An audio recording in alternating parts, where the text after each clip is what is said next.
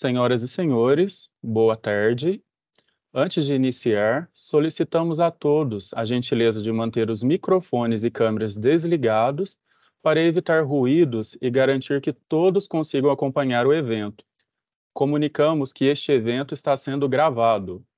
Em nome da Receita Federal em Minas Gerais, dou as boas-vindas aos alunos e alunas, professores e professoras, coordenadores e coordenadoras de todos os cursos das faculdades e universidades presentes neste evento, aos nossos instrutores, servidores da Receita Federal presentes e aos coordenadores do evento.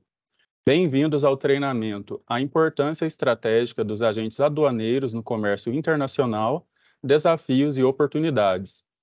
Este é mais um acontecimento a partir da parceria estabelecida entre a Receita Federal do Brasil e as instituições de ensino superior em Minas Gerais que têm curso superior de Ciências Contábeis, Administração, Direito, Relações Internacionais, Ciências Econômicas, Comércio Exterior, entre outros, e acordo de cooperação para funcionamento do Núcleo de Apoio Fiscal, com atuação na parte tributária, fiscal e comércio internacional. Nossos agradecimentos aos representantes do Sindicato dos Despachantes Aduaneiros de Minas Gerais, que participam deste treinamento. Este treinamento integra a formação dos alunos e professores que atuarão no NAFCOMEX. Para a abertura deste evento, convidamos para suas palavras o senhor Eduardo Antônio Costa, auditor fiscal e delegado da Receita Federal do Brasil no sul de Minas. Boa tarde a todos. Para nós da Receita Federal, é um prazer aqui hoje estar recebendo o Marcelo. O Marcelo é representante dos sindicatos e da Federação dos Agentes Aduaneiros, e foi uma demanda nossa para ele, e ele prontamente atendeu, e essa palestra dele vai integrar o projeto NAFCOMEX. Esse projeto NAFCOMEX, ele teve a parte piloto dele no ano passado, foi assim consolidado, e a gente esse ano começou para todo o Brasil, todas as instituições de ensino foram convidadas, e ele começou com o treinamento do Sebrae, com a parte da análise mercadológica, depois incluiu a parte do Correios, com Porta Fácil e Porta Fácil, depois teve também as agências especializadas também, treinamento, depois a gente teve a parte do Banco do Brasil, depois reforçou também um complemento dos Correios, e essa aqui é a penúltima palestra, depois a última vai ser da Receita Federal em novembro. E qual que é o objetivo do NAFCOMEX, para quem não conhece? O NAFCOMEX é aquele NAF que vai apoiar o MEI na exportação, colocar o produto do MEI lá fora, no país, e também na importação de matéria-prima. E de forma residual, a pessoa física é hipossuficiente na parte de alguma importação específica, como, por exemplo, remédios. Mas o foco, 99% dele é no MEI. É colocar o produto do MEI lá fora e importar matéria-prima. E por que a gente convidou o Marcelo aqui?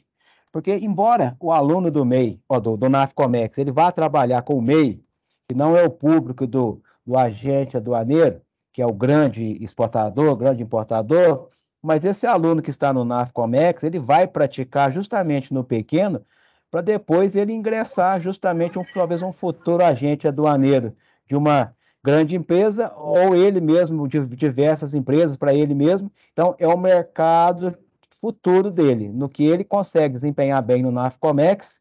Eu tenho certeza que o Marcelo aí mesmo deve ter uma demanda muito grande de profissionais capacitados nessa área. Eu digo isso porque lá em Uberlândia, quando a gente inaugurou o primeiro NAFCOMEX, esse pessoal capacitado já foi procurado logo no início devido à carência de mão de obra nesse assunto. Eu vejo aqui para o Pouso Alegre, por exemplo, mais perto aqui, a gente vai começar com aquele centro de distribuição dos Correios, já é uma outra necessidade de mão de obra, então é uma mão de obra muito necessitada hoje no mercado. E a gente está terminando essa capacitação, essa é a penúltima palestra. A gente vai reunir as universidades, as instituições de ensino no final de novembro, justamente para traçar a parte de implantação a partir de fevereiro começar a funcionar. A gente tem uma reunião específica. Então, o foco aqui hoje do Marcelo é justamente esses alunos do NAF que vão ingressar nessa parte de trabalhar com comércio internacional. pessoal da Receita pediu para abrir a palestra internamente, a gente aceitou prontamente. Então, quem da Receita que estiver aqui, eu peço que o foco do Marcelo é no NAF, então, assim, que as perguntas sejam, se tiver, sejam dentro do assunto do NAF Comex. Então, assim, igual o Marcelo falou, tem pessoas especialistas, tem pessoas que conhecem pouco, conhecem muito, mas, assim, que o Marcelo vai focar o desenvolvimento da palestra no aluno e no professor do NAF Comex. Esse é o foco aqui hoje. Volto ao Cássio para a sequência. Cássio, fica à vontade. Agradecemos ao delegado Eduardo por suas considerações. Alguns avisos importantes. Os moderadores e apresentadores só responderão aos questionamentos que se referem ao tema do treinamento. Nenhum caso específico será analisado devido ao sigilo fiscal e cadastral. Para fazer sua pergunta, utilize a ferramenta de levantar a mão no canto direito da tela ou envie pelo chat. Informamos que o treinamento será dividido em 3 blocos e, deste modo, haverá abertura de um espaço específico para tirar dúvidas ao final de cada bloco. Será inserido no chat um link para um formulário do Microsoft Forms para registro da participação no evento, que será usado como lista de presença e confecção do certificado. Ressaltamos a importância de todos preencherem. Os certificados serão encaminhados em até 30 dias no e-mail do participante. Não deixe de preencher os campos obrigatórios, como nome, CPF, e-mail e a instituição de ensino. A gravação deste treinamento será disponibilizada posteriormente na plataforma de estudos NAF e o evento está previsto para encerrar às 18 horas. Iniciaremos com a palestra do vice-presidente do Sindicato dos Despachantes Aduaneiros de Minas Gerais, Marcelo Antônio Belisário. Destacamos que Marcelo também é diretor da Federação Nacional dos Despachantes Aduaneiros, FEAduaneiros, é economista e despachante aduaneiro há mais de 35 anos e é CEO do Grupo HB, Heraldo Belisário Assessoria Aduaneira LTDA. Marcelo, seja bem-vindo e uma excelente apresentação.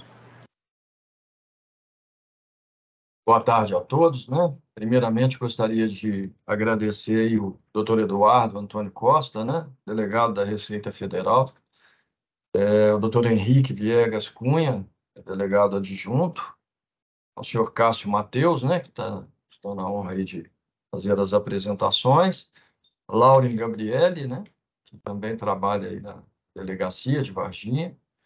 Agradecê-los pelo convite e também pela oportunidade, né? De poder colocar um pouco da nossa profissão aqui, né?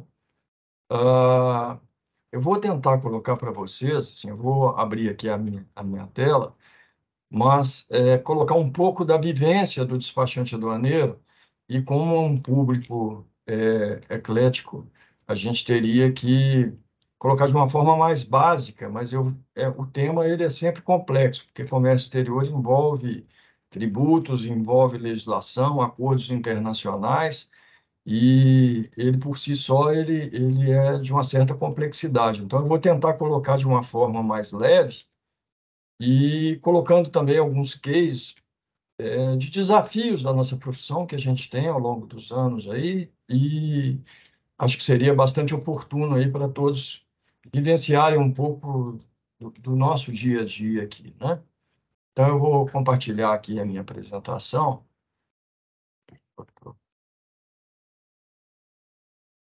Bom, o nosso tema, né?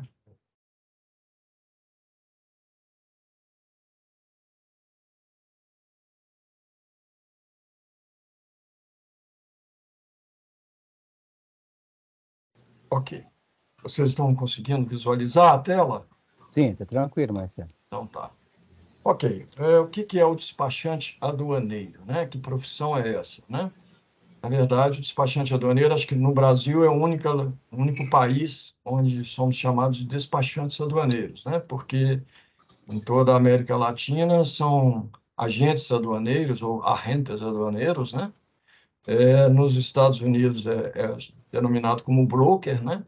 Mas todos exercem uma atividade de apoio e representatividade dos importadores e exportadores.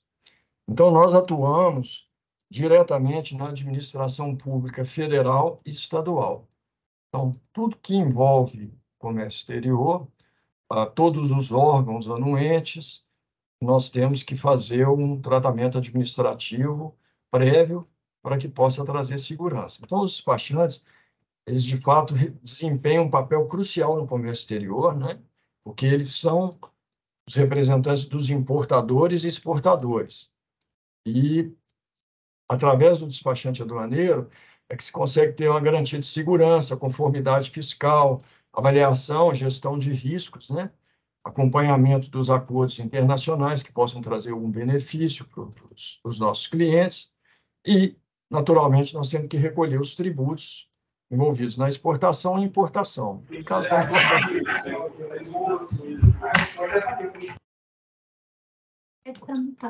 eu pedi a todos que coloquem no mudo aí para não ter interferência, por gentileza. Então, veja, eu vou tentar colocar um pouco o histórico aí do despachante aduaneiro,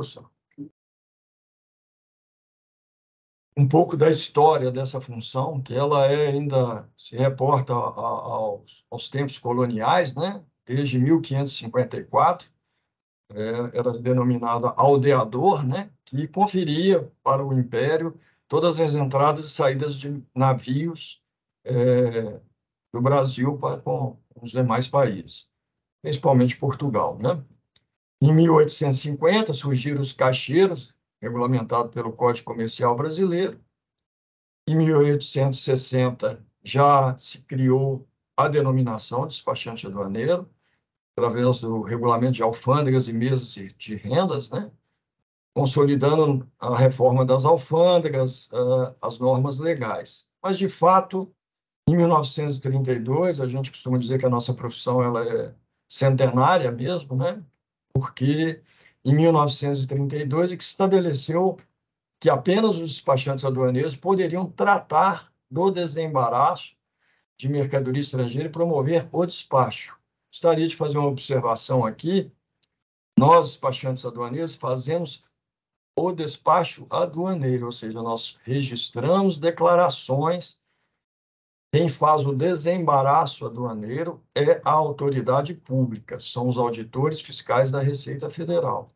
Então, nós formulamos toda a documentação, apresentamos as declarações, que a mercadoria está sendo, vamos considerar aqui, da importada ou exportada, a sua classificação fiscal, os impostos que são recolhidos, algum tipo de benefício fiscal, tudo isso tem que constar nesse documento. Então, esse documento é a declaração de importação. Em 1932, isto ainda era nomeado pelo presidente da República. Então, o despachante aduaneiro ele tinha uma certificação e era nomeado pelo presidente da República.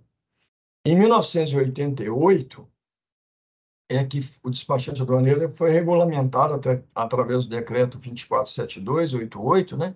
Regulamentou a profissão e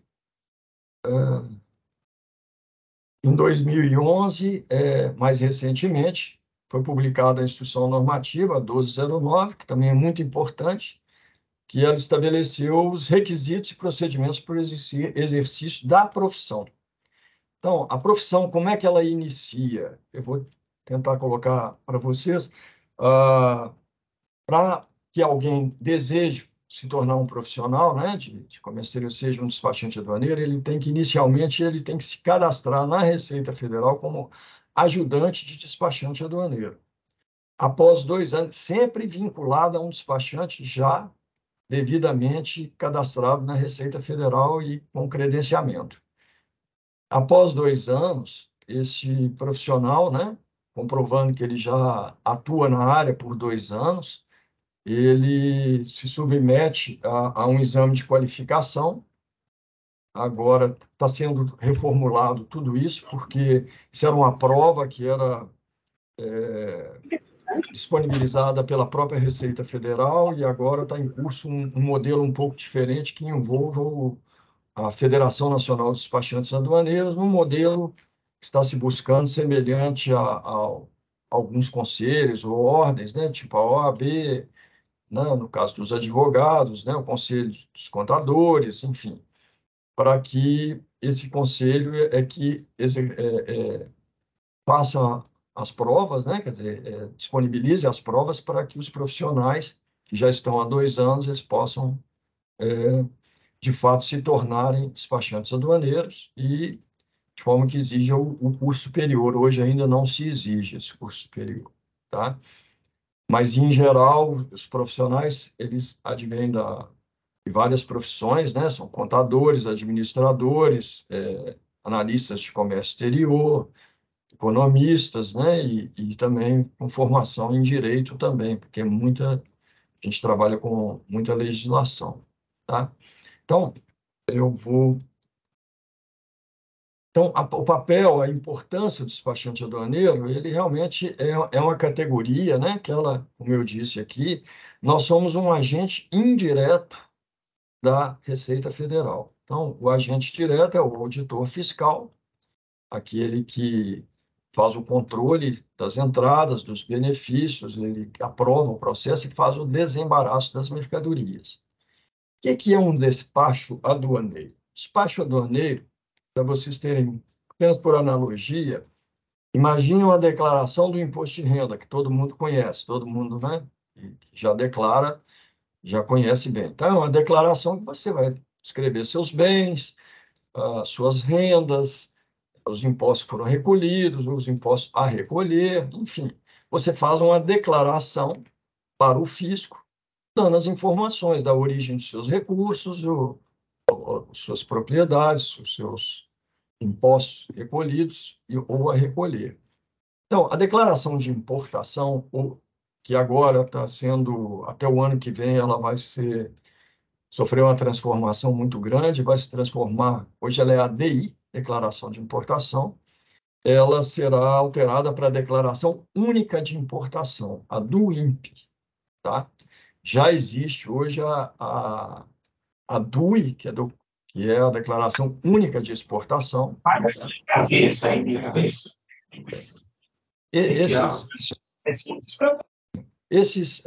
Essa declaração ela é realizada através de um sistema da Receita Federal que é o Siscomex, tá? Esse sistema federal é lá onde a gente faz, a plataforma pela qual nós colocamos todos os dados da importação, das entradas no país e fazemos as declarações, recolhemos os impostos, citamos os benefícios que eventualmente possam existir, a declaração completa da mercadoria, a classificação fiscal. Nós vamos entrar aí nesses pontos todos para facilitar um pouco o entendimento de vocês, mas esse é o papel do despachante aduaneiro. Só que ele envolve uma série de outras questões, porque o despachante aduaneiro ele vai fazer a declaração de importação, mas ele é um profissional autônomo, tá? Toda e qualquer declaração de importação só pode ser registrada pelo despachante aduaneiro pessoa física, tá? Por isso eles normalmente são vinculados a um sindicato local, e acontece de esses profissionais liberais, né, vamos dizer assim, depois de credenciado, eles podem juntar um grupo e abrir uma comissária para que eles possam prestar serviços coligados, né? Porque você vai registrar uma declaração de importação, você tem que dar uma consultoria para os seus clientes. Eu vou importar uma máquina, como eu inicio, qual o tratamento administrativo, quais são os impostos. Então, envolve uma série de itens. E isso envolve também mais de 20 órgãos anuentes. Imagine, os senhores vão trazer uma mercadoria, se ela tem, por exemplo, bateria, pneu, ela tem que ser submetida ao IBAMA. Se é uma mineradora que vai trazer algum produto químico que demande a autorização do Exército, há produtos, laboratórios, medicamentos que tem que ter anuência da Anvisa, tem produtos que dependem do MAPA, né, Ministério da Agricultura, então são mais de 20 órgãos, tá? Então você tem que ter um conhecimento profundo através da classificação fiscal, você consegue entender quais faz os papéis desses órgãos todos. Tá? Então, para complementar o que é a profissão, antes da gente entrar nos processos em si, para vocês entenderem um pouco mais o nosso dia a dia, né? Nós temos que fazer um planejamento aduaneiro, uma gestão de riscos. Imagine um importador trazer uma carga proibida ou exportador exportar uma mercadoria que no outro país não possa ser recebida, por exemplo, né? Então, isso demanda uma assessoria especializada, segurança, né? Porque hoje nós, como agentes indiretos, também temos que trazer segurança, porque nós fazemos o papel de representante dos contribuintes, importadores e exportadores, mas nós temos que trazer essa segurança e conformidade fiscal para a Receita Federal, para que o trabalho deles transcorra com segurança também e eles tenham a certeza do que estejam ali aprovando, que, né, o país tem todo um controle. Eu até citei aqui o Ministério da Agricultura, as pragas, né, tem um besouro chinês, são vários casos que eles têm que olhar com muito rigor, porque se entra uma madeira contaminada, ela pode afetar todo o país, né? Então, temos que verificar sempre a correta classificação tarifária e acompanhar os acordos internacionais. Eu vou demonstrar para vocês um pouco mais à frente todas essas questões aí para vocês entenderem um pouco mais. Eu vou tentar fazer de uma forma mais leve, né, para não ficar muito complexo, mas citando todos esses aspectos aí. Aqui, gente, é uma declaração de importação. Eu peguei só, printei aqui uma tela, tá? Só para vocês terem uma noção, e como eu citei aí a declaração do imposto de renda, o que a gente faz? A gente faz, tá lá, dentro desse sistema Siscomex, tá lá, nós temos que declarar o importador. O importador ele tem que estar cadastrado na Receita Federal como importador, nós vamos falar mais à frente do radar, e ele credencia, né, ele habilita os representantes legais. Então, pode ser um funcionário da empresa, porque não é uma operação muito simples, porque imagina você ter um funcionário só para cuidar da sua empresa, enquanto os despachantes aduaneiros atendem a diversas empresas. Então, o custo ficaria muito elevado, né? Não só do profissional, mas eu digo assinatura de legislação, assinatura de tarifas, acompanhamento diário, né, das mudanças da legislação. Então, isso é um trabalho muito especializado que, em geral, para vocês terem uma ideia, 95% dos processos ou dos registros processados na Receita Federal de declaração de importação e de exportação, a DUI, 95% são processados por despachantes aduaneiros. Então, daí a importância dessa representatividade. Bom, basicamente eu mostro para vocês aí consta o frete, o valor da mercadoria, o seguro. Então, tem uma base de cálculo, né? E dentro dessa declaração de importação, eu tenho que informar qual é a mercadoria, qual a classificação, as alíquotas dos impostos, então, e os eventuais benefícios fiscais. Bom, aqui eu também mostro para vocês aí, para ter só uma noção de conhecimento mesmo, para quem não conhece, essa é uma declaração única de exportação, é o inverso da DI, tá? São os processos de exportação, eles também são realizados através do Siscomex, né? E dentro do Siscomex são declarados todos os dados do que se vai exportar. Hoje, na exportação, ela até está com uma evolução muito grande, o que simplificou bastante, e cada vez mais o comércio exterior ele está se tornando de uma forma bem simplificada, assim, no aspecto de informática, de dados, de relação de documentos. Então, hoje evoluiu bastante. A declaração única de exportação, por exemplo, você consegue buscar a nota fiscal do exportador e trazer para dentro todas essas informações. Então, isso facilita bastante o registro, né, da documentação, e também para o fisco tem uma segurança maior, porque está condizente com a nota fiscal que está acompanhando a carga, né? Bom, Isso aqui é só para vocês terem uma leve noção. Eu coloquei aí para vocês aí uma foto do Mineirão, para vocês entenderem um pouco como é o nosso dia a dia, os desafios que nós temos todos os dias aqui, né? Esse caso foi muito interessante porque vocês estão observando aí no teto do Mineirão, né? A parte do fechamento. Isso aí, na verdade, é um produto importado. Ele é um policarbonato com cobertura metálica. E imagine isso chegando para todos os estádios na época da Copa do Mundo, né? Então, houve a importação, o governo criou uma lei, né, 2.350, em 2010, trazendo benefícios para as empresas que efetivamente cuidassem dos projetos, construção, ampliação dos estádios. Então, eles ficaram isentos desde que não houvesse similar nacional. Então, imagina embarcar essas estruturas com esse policarbonato, né? Essa estrutura metálica, isso veio, as cargas vieram em diversos containers, algumas só com a cobertura, só a estrutura metálica. Então, veja, quando nós fomos procurados pela empresa, né, a consultora que estava responsável, ela nos colocou, olha, nós estamos com os embarques, alguns já chegaram, outros não. Falei, bom, para vocês terem o benefício fiscal, tem que ser uma cobertura de estádio, porque essa é a venda pela empresa americana.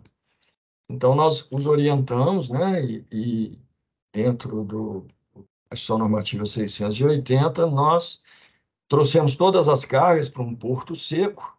O que é um porto seco? É um porto não marítimo que está dentro dos estados mediterrâneos, também nos estados litorâneos, mas fora do porto marítimo.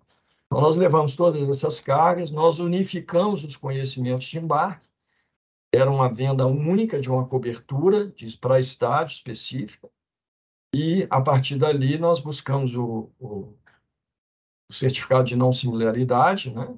E depois do certificado de não similaridade, invocamos a lei, o decreto 7319, para essa finalidade, e fizemos essa importação com os benefícios a que tinham direito, né?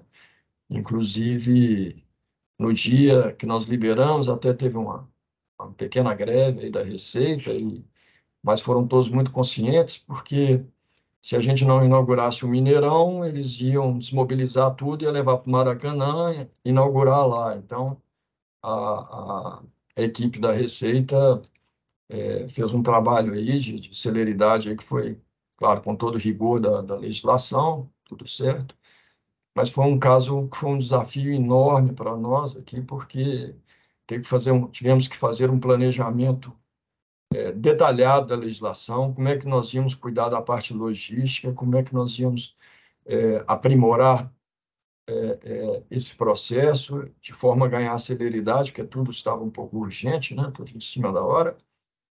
E, graças a Deus, felizmente, as coisas aconteceram a contento aí. Bom, dando continuidade aí à nossa apresentação, nós colocamos lá desde o início, nós vamos entrar aqui agora, tentar de uma forma mais leve, mas colocar as perguntas que nos são apresentadas pelos importadores, exportadores, quando eles iniciam, tá? Então, veja, toda e qualquer empresa que venha operar no comércio exterior, todas, elas têm que se cadastrar no sistema radar, tá? Então, é o primeiro passo que a empresa possa realizar suas operações, seja de importação, seja de exportação, tá? Este cadastro é que permitirá à empresa, de fato, a ter o acesso ao Siscomex, que é esse sistema que eu mostrei para vocês, que vai gerar as declarações de importação, as licenças, as DUIs, as anuências, tudo hoje está dentro desse sistema informatizado. Então, as empresas precisam se cadastrarem, né, para operar no comércio exterior.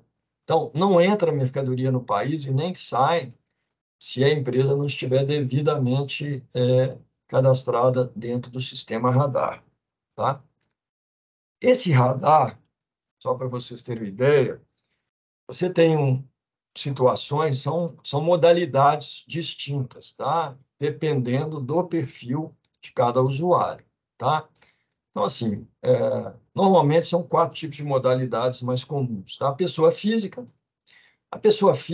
ela tem que se cadastrar, é bem simplificado, tá? O cadastro dela no radar, mas o limite é determinado, ela só pode importar aquilo que esteja condizente com sua capacidade de renda, né? E, principalmente, a atividade dela, porque você tem que trazer para consumo, tá? Eu tive um caso uma vez, um cliente trouxe cortina, o cara muito rico, tinha uma fazenda muito grande, trouxe cortina, e o fiscal falou, mas é só para consumo, o cara vai vender cortina. Eu falei, não está vendendo cortina, é para uso próprio, a gente comprovou. Então, tem que ficar muito claro que é para uso próprio, tá? Na pessoa física. Se você quer trazer como profissional, liberal, tudo mais, tem que estar condizente, senão você tem que trazer como empresa, se for para revenda ou qualquer coisa que o valha. Bom, o radar expresso, logo abaixo aqui, nós temos o radar expresso ou limitado a US$ 50.000. Esse é o mais simples, realmente, da gente obter. A gente consegue obtê-lo hoje.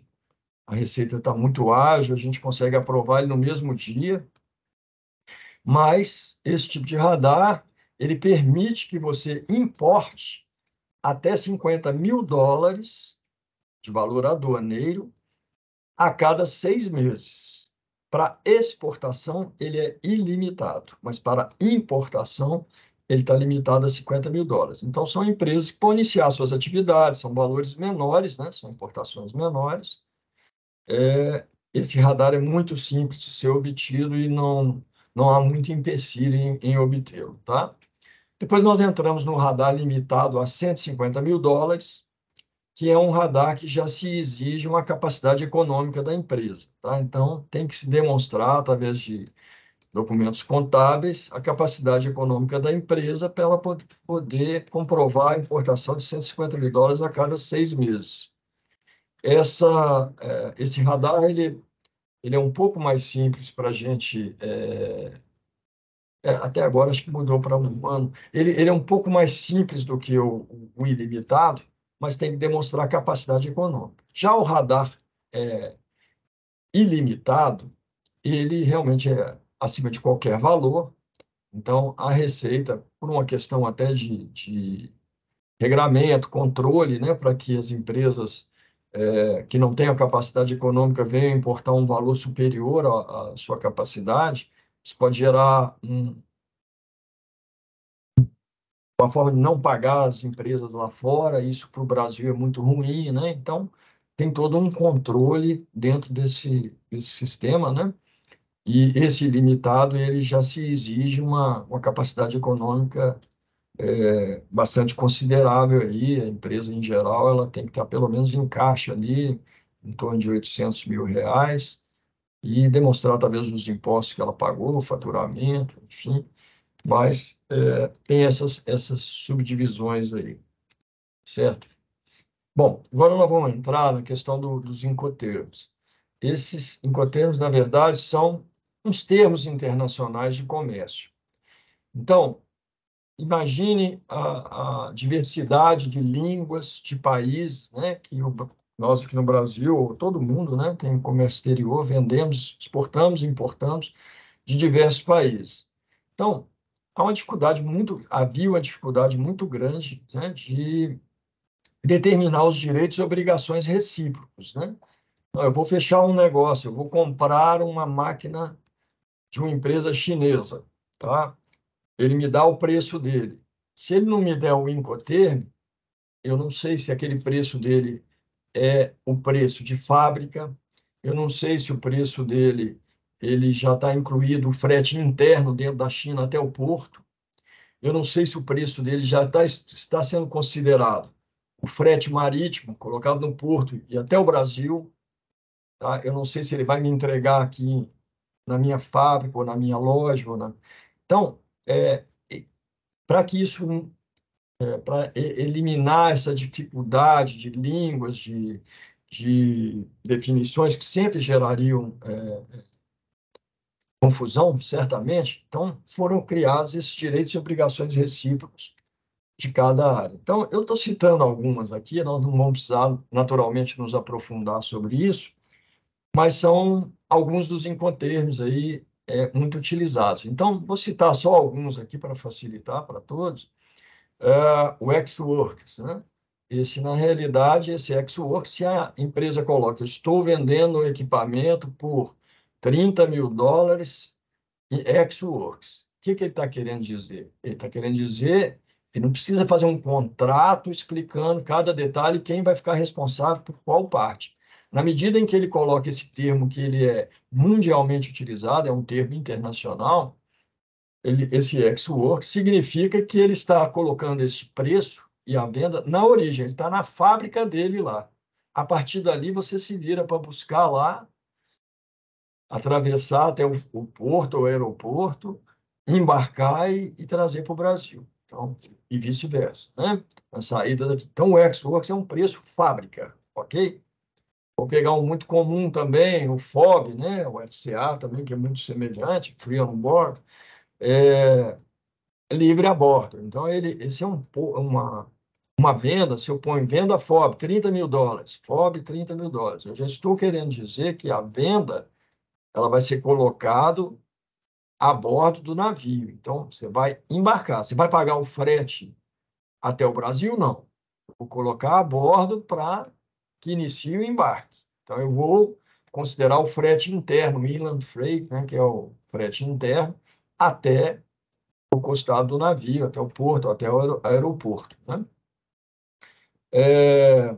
Você tem também, vou citar as 7, porque depois vocês podem terão acesso a isso aí, mas o CFR, por exemplo, Custom Freight, né? Quer dizer, neste caso, eu já estou assumindo, eu, vendedor, estou assumindo que vou colocar a bordo do navio, ou da aeronave, ou do transporte rodoviário, né? Depende do modal aéreo, marítimo, rodoviário, vou colocar e vou pagar o frete também até o destino. Naturalmente, vai estar dentro do meu preço de venda, né? Então, eu já estou incluindo nesse preço.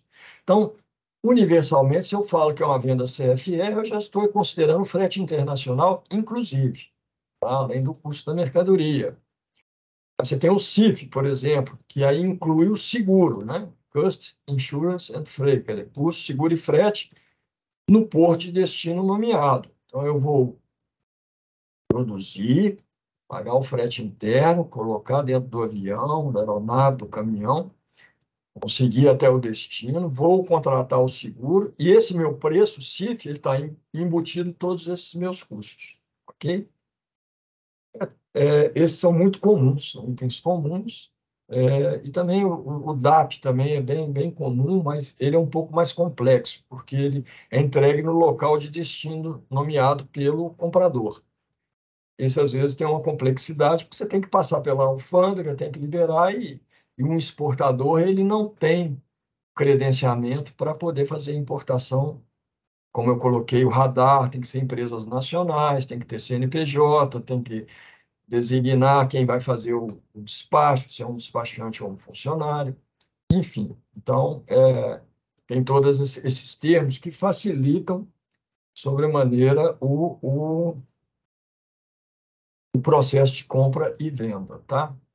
Bom, gente, aqui eu vou citar um outro caso bastante interessante também, que nós trabalhamos para um laboratório americano, tá? Que tem uma planta aqui no Brasil, e ele é um exportador de válvulas cardíacas. Então, imagina o detalhamento disso, o controle que deve ter no biológico e tudo, porque essas válvulas cardíacas, elas são geradas, né, o processo produtivo dela, com a importação, essa caixinha que eu coloco ao lado aqui, que são os pericárdios. Pericárdio, na verdade, é uma parte do corpo do porco e do bovino e do suíno, né, que envolve o coração. Então, tem que ocorrer o abate e, em até 5 dias, tem que entrar no laboratório aqui no Brasil para produção. Se passar o prazo, já não se consegue mais utilizar o produto e ele está perdido. Então, veja, imagine os senhores aí, porque esse processo, essa importação, geralmente tem que vir de países que nunca tiveram a vaca louca. Então, geralmente eles vêm da Austrália, vêm da Nova Zelândia, o Uruguai também tem essa situação, mas ele não tem produção suficiente. Então, em geral, vem da Austrália e da Nova Zelândia. E são logísticas extremamente complexas para chegar. Via de regra, chega no 4º dia, no 5º dia. Então, aí você vai fazer o despacho aduaneiro, você vai calcular os impostos, você vai declarar, vai fazer tudo. Vamos ter que obter a autorização da Anvisa, porque isso é sob controle anuente da Anvisa. E, às vezes, a gente tem horas para resolver isso tudo. Então, por vezes, esse voo chega, atrasa, qualquer coisa, chega sábado, domingo. Nós já tivemos uma situação que ele chegou em Guarulhos, nós tivemos que liberar ele no domingo. Lá em Guarulhos tem essa possibilidade, em casos excepcionais, liberar no sábado e domingo. E nós liberamos a mercadoria, ela saiu com um carro lá de Guarulhos, estava um trânsito horrível, ela tinha que entrar até às 5 horas da manhã na produção, senão ela não serviria para nada. Então, nós tivemos que movimentar, levar até Varginha, tentar achar um voo de Varginha para Belo Horizonte, para que a mercadoria aqui chegasse, para entrar em produção e colocar dentro do laboratório. Então, assim, a questão de horas, está tudo perdido. Então, vocês também podem imaginar o desafio para o despachante aduaneiro, juntamente com a empresa, lógico, mas é uma pressão imensa, né? Então, é um processo que você tem que ter um conhecimento muito profundo de todos os trâmites, de todos os órgãos, de como vai atuar, se vai depois transitar essa carga para cá, qual aeroporto que você vai liberar. Então, tem todo um detalhamento aí incrível, né? Só queria colocar um ponto também, voltando aqui para a declaração de importação, que toda declaração ela recebe também uma parametrização. Então, quando eu entro com a declaração de importação, eu tenho que a Receita Federal parametriza. O que é parametrizar? Ela tem os controles rígidos, né? Os controles próprios da Receita, o que eles têm que olhar com maior rigor, o que eles têm que olhar com menor rigor, enfim. Então, temos o canal verde, em que após declarado, pago os impostos, registrado, apresentado, temos toda a documentação, a carga é liberada de imediato, tá? Temos o canal amarelo ou laranja, né?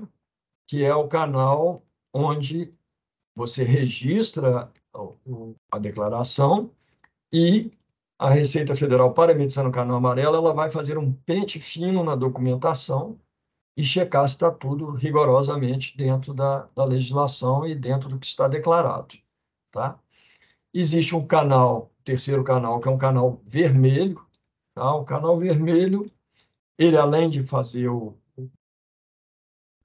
dos auditores da Receita Federal realizarem a conferência documental, eles têm que abrir as cargas e fazer a vistoria física também e checagem se aquilo que está declarado efetivamente é o que se encontra lá na alfândega antes de liberar, tá? E tem o canal cinza. O canal cinza, ele é um pouco mais raro, mas por vezes ele acontece quando há alguma suspeita de irregularidade ou fraude. Então, nesse caso, é instaurado um procedimento fiscal específico, né? E as mercadorias podem ser apreendidas ou podem ser não liberadas naquele momento, né? E lavrado auto de infração para que o importador apresente todos os documentos. Então, em geral, são cargas que, por questões de preço, procedência ou algum tipo de suspeita de irregularidade, elas são paralisadas, né, e verificadas com muito mais rigor, tá? E nós aqui, despachantes aduaneiros, sempre colocamos um canal que não existe, que é o canal melancia, né? Melancia, quando dá verde, o fiscal, por algum motivo, o auditor fiscal, ele entende que aquela carga tem que ser verificada fisicamente, essa escolha é sempre do auditor fiscal, então ela passa de verde para vermelho, então é como se fosse um corte da melancia, né? Ela é verde por fora, vermelho por dentro, né? Então é uma brincadeira aí no comércio exterior, canal melancia, né? E a turma brinca muito com essa denominação aí. Então, até aqui esse ponto a gente pode... Não, acho que esse aqui a gente já vai continuar mais um pouco, né? Desculpa, gente, vamos seguir mais um pouco para a gente poder entender melhor. Nós falamos ali na declaração, né, de importação, seja na DUI, Declaração Única de Exportação, e além da gente ter aqueles incoterms que facilitam a venda, né, qualquer língua você sabe o que você está dizendo, quais as responsabilidades, existe uma questão também que são as mercadorias. Elas precisam de um código numérico, tá? Em geral, são códigos de 6 dígitos, né? Aqui na Mercosul a gente tem um código de 8 dígitos, mas ele classifica a mercadoria, tá? Isso tudo é para facilitar operações de comércio exterior, fiscalização aduaneira. Então, a gente segue um padrão internacional denominado SH, que nada mais é do que o sistema harmonizado. Isso foi estabelecido pela OMA, né, Organização Mundial das Aduanas, e é um sistema internacional de classificação de mercadorias utilizados para fins de comércio. Vocês vão entender aí isso melhor, eu vou tentar demonstrar para vocês. A OMA publica periodicamente, em francês e inglês, uma coletânea contendo esses pareceres todo do sistema harmonizado. Então, existe um comitê do sistema harmonizado. Bom, aqui no Brasil, como o Brasil está inserido dentro do Mercosul, é o Brasil, Argentina, Paraguai e Uruguai. Então, foi criado dentro do Mercosul uma nomenclatura comum para estes países, que a gente denomina de NCM. Na declaração de importação, na DUI, eu tenho que colocar qual é a NCM, para categorizar as mercadorias, certo? Então, ela é utilizada desde 1995, utilizado em todas as operações de comércio exterior. Então, nós temos uma tarifa, que a gente chama de TEC, que é a tarifa externa comum, adotada por esses 4 países. Mas eu coloquei aqui para vocês o código de NCM. Então, ele tem primeiro o capítulo, né? Capítulos são 2. Então, só para exemplificar, para vocês terem uma noção, capítulo 40 é só borracha, capítulo 73 é só aço, capítulo 76 só produtos de alumínio, capítulo 84 são, em geral, equipamentos, 85 materiais elétricos, e assim vai. Então, dentro desses capítulos tem posições, subposições, itens, subitem, onde você vai chegando até o oitavo dígito, tá? Então, a NCM, para que serve a NCM? Para definir as alíquotas dos produtos internos. Alguns de vocês trabalham com contabilidade, estão acostumados a ver as notas fiscais brasileiras, todas elas têm uma classificação fiscal. Por quê? Porque para o IPI, PIS, COFINS, é a mesma, tá? A mesma classificação fiscal. Então, as alíquotas, elas determinam estes impostos, né? Imposto de importação e IPI, ok? A contribuição do PIS e do COFINS. Estes impostos e contribuições são a nível federal. E tem o ICMS, que é o Imposto sobre Circulação de Mercadorias, que é a nível estadual. Então, todos esses 5 impostos e contribuições, eles são devidos em qualquer importação. Obviamente, nós vamos entrar aí na situação. A alíquota pode ser 0, pode ter um benefício fiscal, pode ter um tratamento diferenciado. Eu vou tentar colocar para vocês mais para frente um pouco. Então, essa classificação fiscal, eu estou colocando aqui na tela também para vocês. Essa é uma página da TEC, ok? Então, vou pegar um exemplo aqui, muito claro. Tá? São 7318, é do capítulo 73, que nós falamos que ele é voltado para aço. Então, parafusos, pinos, pernas. Aí ele vem se é roscado, não roscado. Bom, aí você tem um imposto de importação, neste caso 12,8%, certo?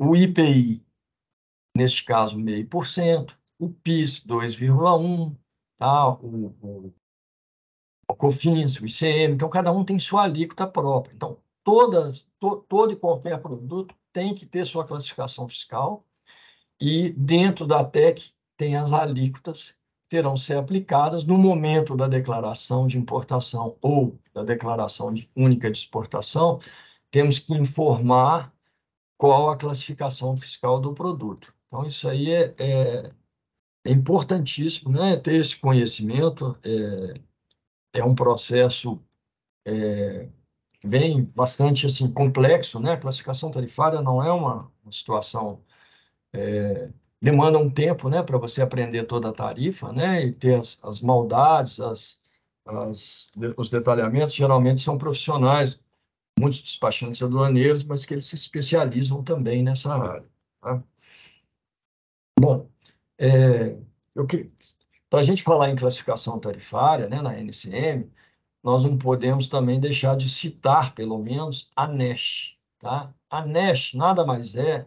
A OMA estabeleceu a NESH, que elas são notas explicativas. Então, para determinar o melhor enquadramento. Às vezes você tem uma dúvida numa classificação, você tem um equipamento que ele tem um detalhezinho e você não sabe se a classificação dele será numa posição ou noutra, ou em outra posição. Então, esse tipo de dúvida ele é muito complexo, porque se você classifica erroneamente e declara de forma incorreta, você pode estar pagando um imposto diferente daquele que efetivamente seria devido.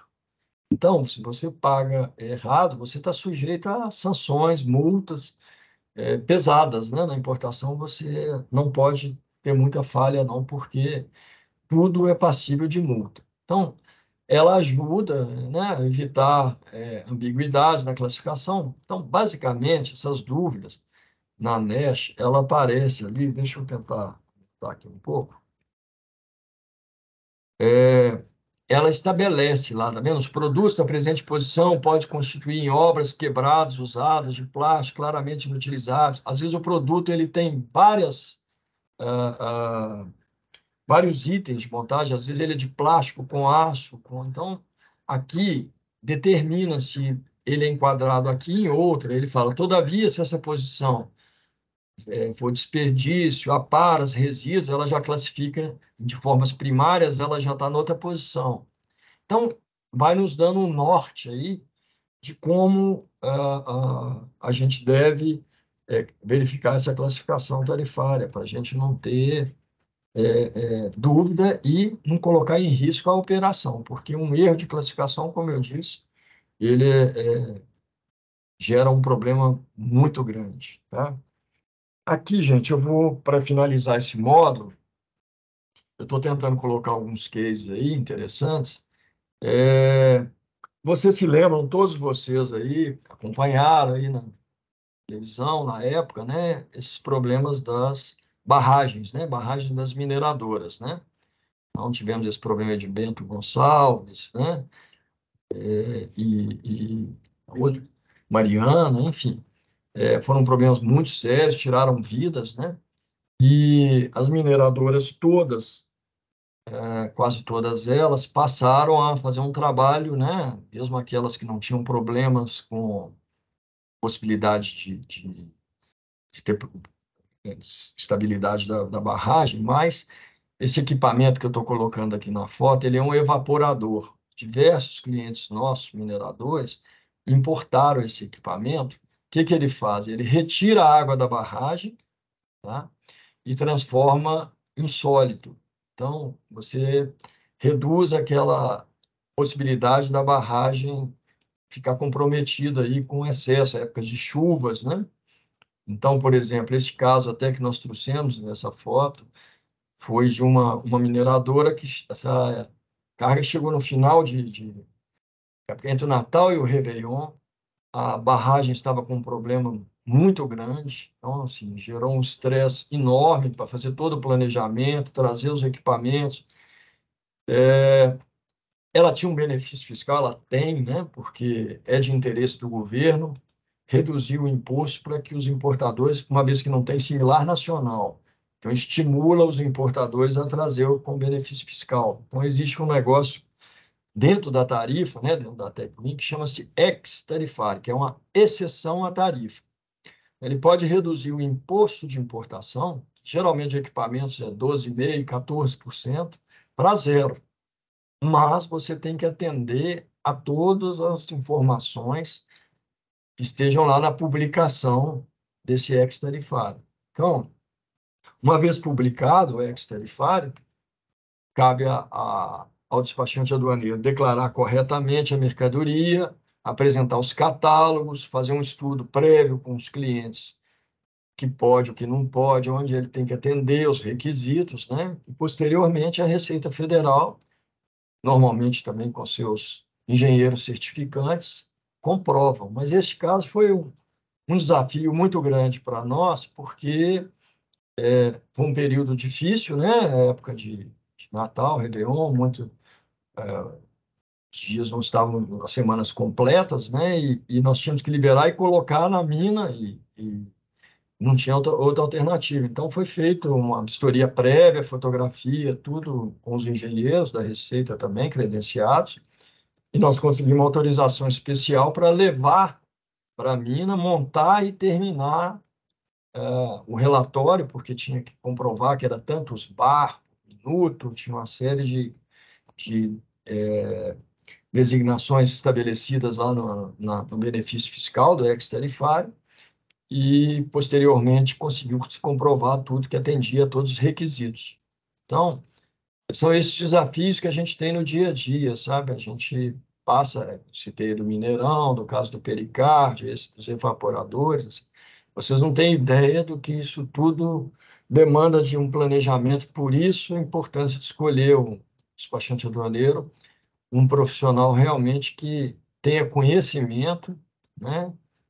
Faça as coisas com extrema seriedade, né?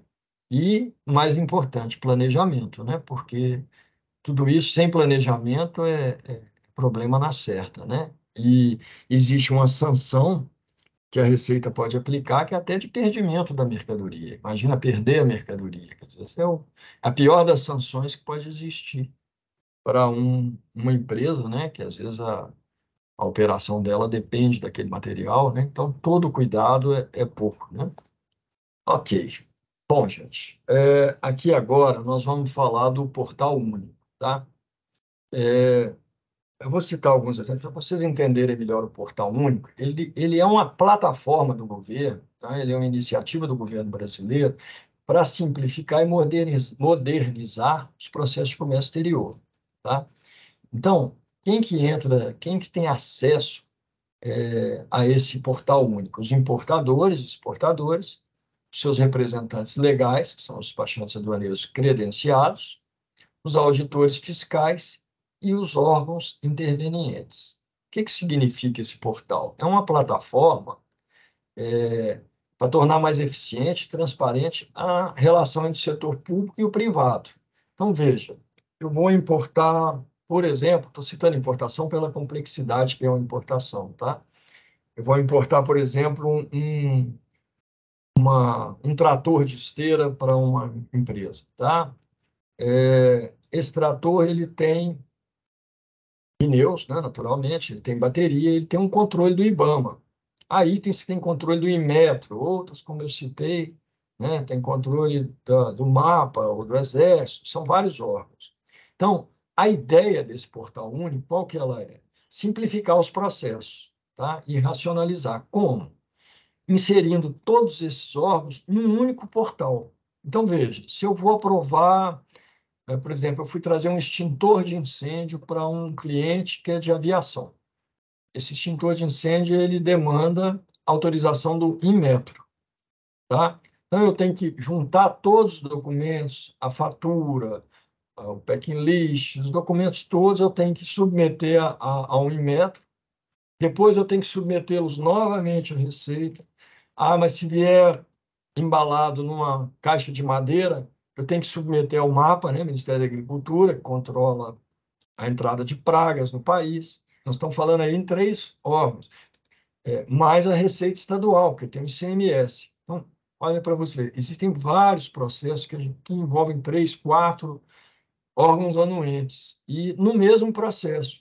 Não faz o menor sentido você fazer uma juntada de documentos, entrar em sistemas próprios de cada um desses órgãos, sendo que todos eles são federais, tirando o estadual, que é são as secretarias de Fazenda, né? Mas, em geral, são todos eles órgãos federais.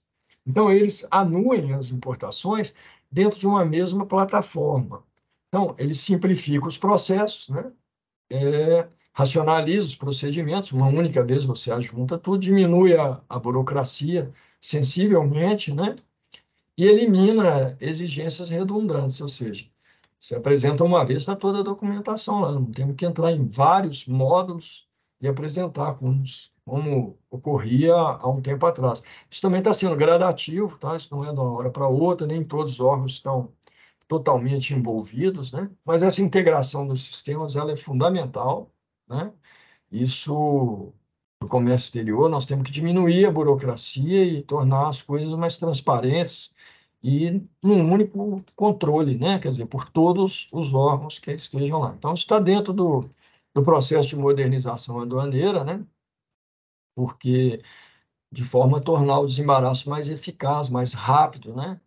E tudo informatizado. Hoje, você tem que ter o domínio mesmo da informatização, porque são tecnologias, né, criadas para agilizar a liberação, esses órgãos, tudo dentro do sistema, dessa plataforma, você aprova tudo, tá? Então, também está dentro do Syscomex, mas você tem o Poolcomex, que é esse portal único, e que traz toda essa previsibilidade prévia, né? E ele tem até uma característica muito interessante, que ele traz um treinamento e capacitação. Então, você também pode entrar no Comex e fazer um treinamento para profissionais envolvidos no comércio exterior, com atualização, né, de práticas, regulamentações. Então, é bastante interessante. Isso aí foi um-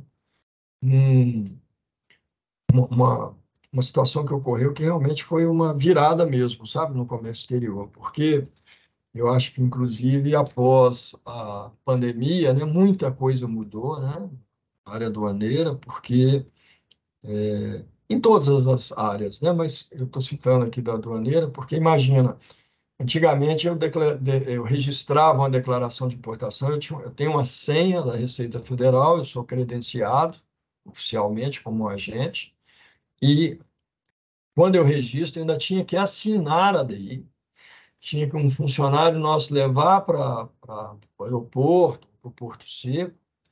Chegando lá, entrava, gerava um número para depois distribuir para um fiscal. Quer dizer, imagina aquele tanto de papel, tinha que juntar o conhecimento de embarque, a fatura, o packing list, a declaração de importação, documentos às vezes que são páginas e páginas. E até para a Receita guardar isso tudo, quer dizer, hoje está tudo digitalizado, tudo a gente apresenta de forma digitalizada.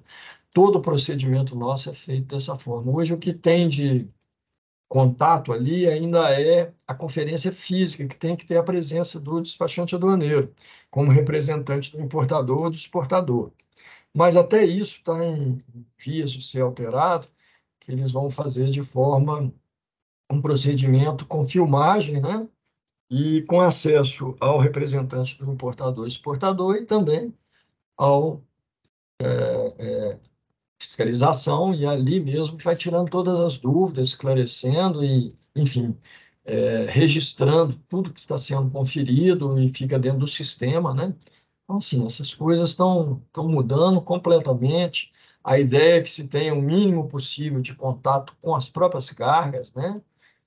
Hoje já existem scanners, né, nos portos, que escaneiam até tudo que está lá dentro dos containers, quer dizer, evita de abrir, verificar, né? Então, salvo situações em que tem a madeira, né, que o Ministério da Agricultura coloca para inspeção, mas essas cargas, elas passam por scanner, todas elas marítimas, né? Vocês viram até recentemente, saiu aí em todos os jornais, televisão, que estava dentro de um container, um cadáver, né? Parece que alguém que entrou ou foi colocado dentro de um container, né?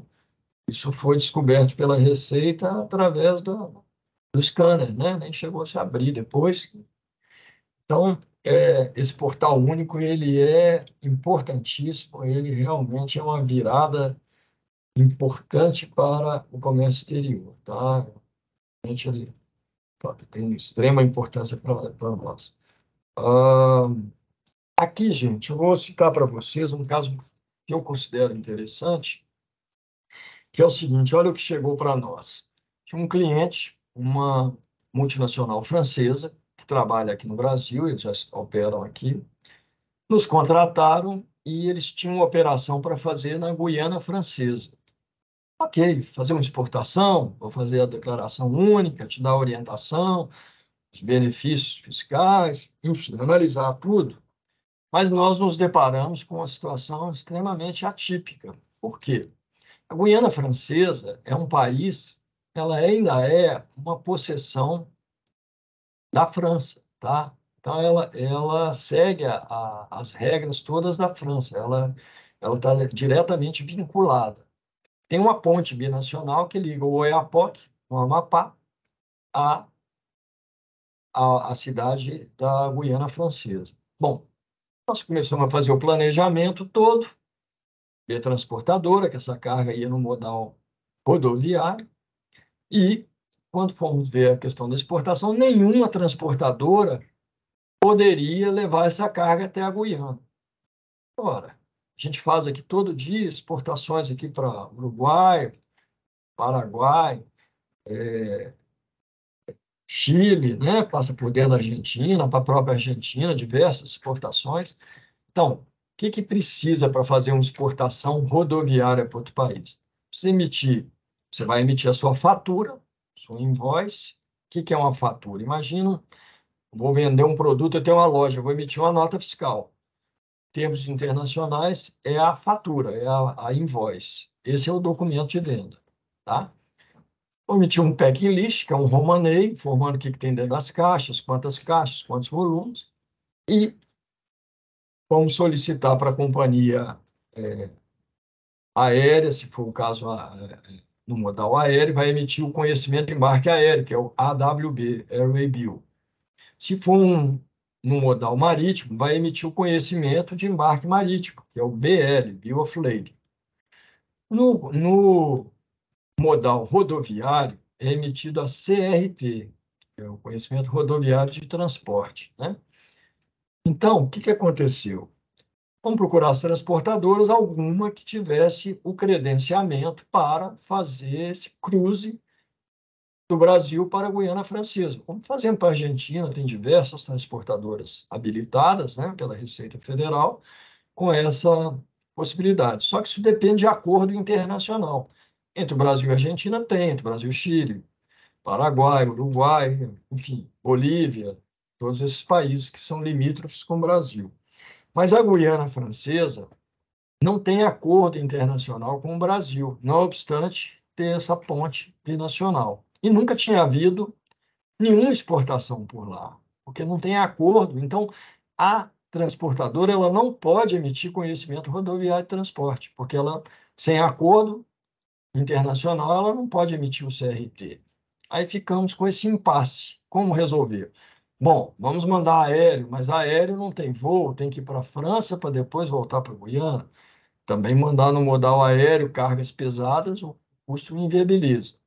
Então, tivemos que começar a estudar as possibilidades todas, né? Porque tinha que fazer exportação, é importante para o país. Essa ponte, quando ela foi inaugurada, ela já tem acho que 10 anos, essa ponte. Então, assim, acho que é 2013. E, na verdade, ela serve para quê? As pessoas que vêm lá da Guiana, fazem compra em supermercado, aquela coisa de transporte de formiguinha mesmo, sabe? Não é bem de exportação. Então, realmente, esse desafio nos foi passado e nós conseguimos encontrar uma saída legal para essa situação, que foi o seguinte: nós contratamos a transportadora para levar até a fronteira. Chegou na fronteira, nós declaramos a declaração única de exportação como meios próprios, ou seja, Nós não íamos transportar nem sair para nem fazer o cruze da fronteira. Do outro lado veio a transportadora, do lado da Guiana, fizeram só a transferência de um caminhão para outro. Nenhum deles transferiu, fez o cruze de um país para o outro. Conversamos com a Receita, fomos muito bem atendidos lá, essa solução nós propusemos, ela é totalmente legal dentro do realmente nós estávamos programando, e saiu, inclusive, em todos os jornais, lá na época, ali no Amapá, que foi assim, uma virada de chaves ali, né? E passamos a fazer até importação, porque nós mandamos também muitos processos temporários, equipamentos para montagem lá, e depois retornaram ao Brasil. Então, acho que nós inauguramos essa ponte aí com exportação e importação, mas foi um caso que, sui generis, e nós tivemos que fazer uma análise bem profunda aí, certo? Então, vamos aí, eu sempre quis colocar esses cases para vocês entenderem como é que é a vida do despachante aduaneiro. Tem 200 aqui para colocar para vocês, assim, é todo dia, né? Bom, aqui eu vou para a gente finalizar, né? Assim, é um tema um pouco mais extenso, e eu vou tentar colocar de forma bem simplificada para vocês. Lembra que nós nos falamos lá que os regimes, as importações pagam imposto de exportação, IPI, PIS, COFINS, né, ICMS, né? Mas as empresas, né, para se tornarem competitivas, e o país também, ele analisa algumas situações que não tem produção no Brasil ou que são específicas para também gerar exportação do Brasil. Nós precisamos de divisas também entrando no país. Então, existem os regimes comuns, que é o despacho para consumo, aquele que a gente paga todos os impostos, declara a mercadoria, classificação fiscal, Incoterm, né, que nós citamos, recolhemos os tributos e registramos o despacho e incorporamos atividade econômica, ou seja, aquilo que eu pago imposto, eu nacionalizo o bem. Então, o bem estrangeiro ele passa a ser nacional, então ele está sendo nacionalizado. Este é o regime comum, que são diversos casos, a gente só paga os impostos, declara tudo certo. E tem os regimes especiais. O que são os regimes especiais? Eles são para finalidades específicas, ele tem suspensão de impostos, ele, por vezes, tem prazo de utilização. Eu vou explicar isso melhor para vocês.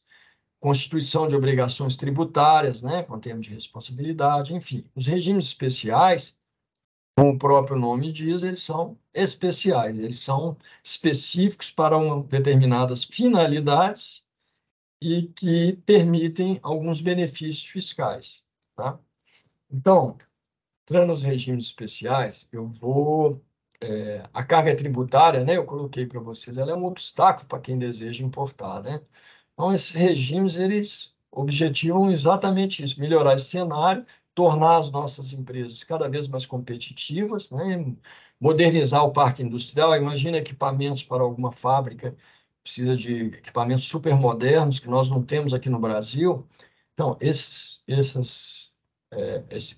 investimentos na indústria brasileira, por exemplo, eles têm que ser estimulados, eles não podem pagar imposto, porque eles têm que trazer, eles vão gerar empregos, vão gerar produtos, vão gerar mais impostos lá na frente. Então, lá no regulamento aduaneiro, o decreto 6759, 2009, ele estabelece todas essas modalidades de regimes especiais, né, que nós vamos falar de alguns deles, né, mas a ideia é motivar realmente o investimento no mercado internacional e favorecer a economia nacional, gerando empregos, modernização das empresas e recolhimento de tributos, né?